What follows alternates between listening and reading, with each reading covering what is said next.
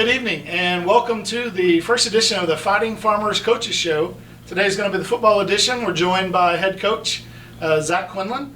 Coach, before I have a couple of questions for you, I want to turn it over to the biggest fighting farmer fan there is, Mr. Jaron McT. Jaron, take it away.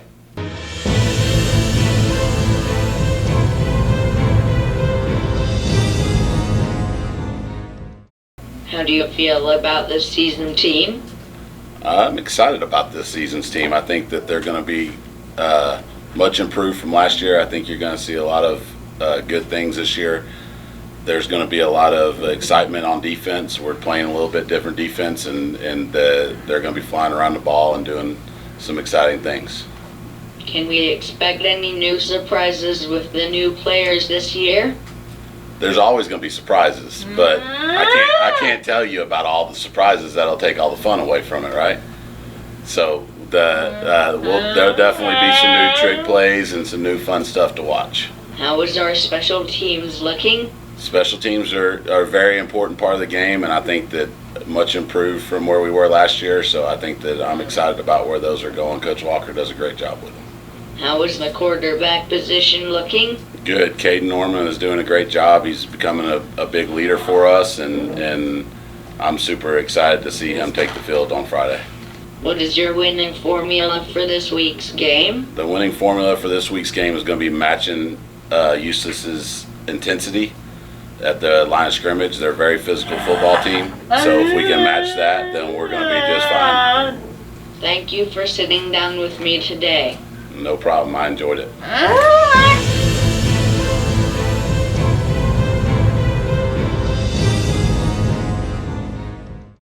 Thank you, Jaron, for those hard-hitting questions.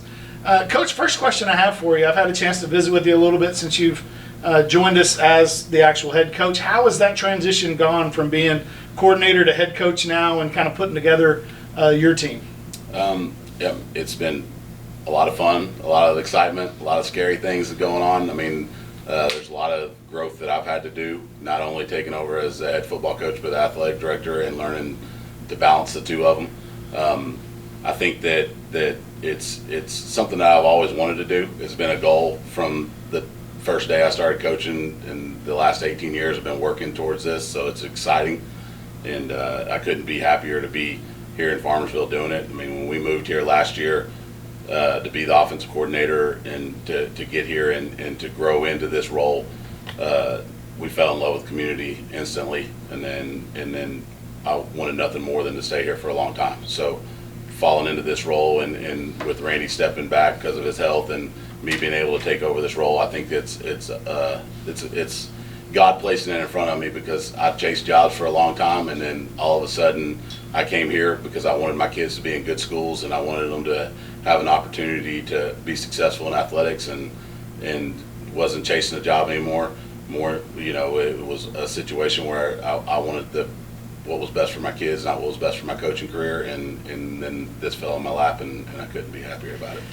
Definitely hard to argue with God's timing sometimes, isn't it? No doubt. You'd mentioned when you were a coordinator last year. This year you've got two new coordinators. Obviously someone that's going to step in and handle your role, and that's Coach Josh Howard, and then you've got Coach Blassingame is going to be handling the defense. How has that transition gone for those guys now, stepping into a new role like that as a coordinator? Well, I'll start with Josh. I mean, Josh, it was my mindset when I took the jobs. I didn't want to change a lot offensively, because our team had been through a few years of different offenses, and I wanted to keep terminology the same. I wanted to be able to keep our kids growing in a faster rate, because there was times last year that as a play caller I was very handcuffed because we could only call what our kids could learn, and they'd been through so many offenses and had to grow through those offenses.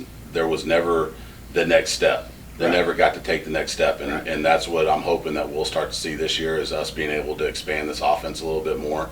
And Josh has got a great offensive mind and is a good play caller, and I think he'll take it off and run with it. Good, yeah. And so Blassingame, you and I talked about this a little earlier. He's going to run a pretty similar defense, but kind of with his own twist and his own energy that he kind of brings. Mm-hmm. Is that right? Yeah, and Coach Blassingame is a high energy guy, and he's the second oldest guy on staff, so we pick on him a bunch about that. But he's absolutely a high energy guy, and it is a different. It's a a much different concept than what we did last year, where we were playing so much man. Right. And I told him when we took over the defense that I wanted a bend but don't break mindset. Right. That we're going to give up yards at times, and that's okay. Sure. But I don't want us giving up the huge plays, Right. and I want to keep teams on the field.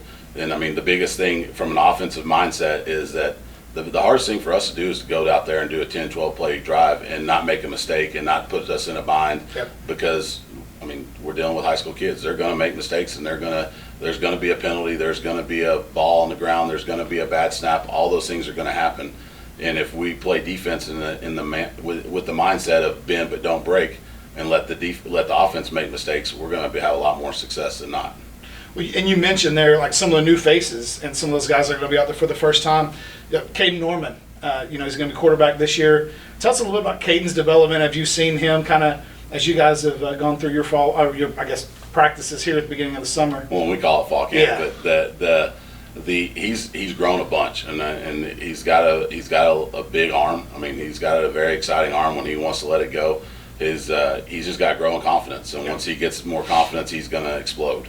And I'm really excited about where he's going, and I think that we've got some things coming into this week to try to get him going early in the game and get him some confidence, and hopefully those things work out for us. And I'm excited. His leadership has really grown in the last 3 or 4 weeks, and stepping into a role that he probably didn't think he was going to have a month ago or 2 months ago. Right. And now he's jumped in there and he's really taking the reins, and he's got a bunch of guys following him, and it's going in the right direction. So I'm excited about it. You had mentioned a couple plays that you guys have already prepackaged for him that you want to kind of get some confidence up for him.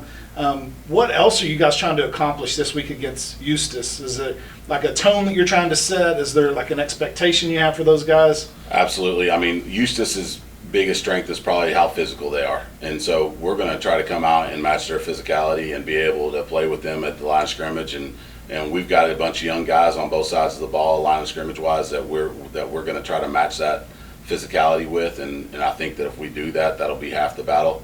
The next thing that I think is going to be huge for us is not shooting ourselves in the foot and not making the unforced errors. Yeah.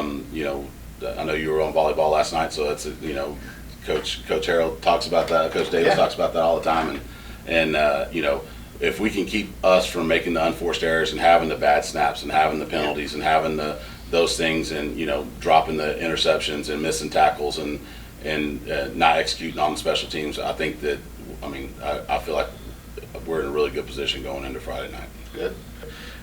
All right, well, thank you guys for joining us. Looking forward to a Farmer victory Friday night, and we'll see you guys again next week. Thanks.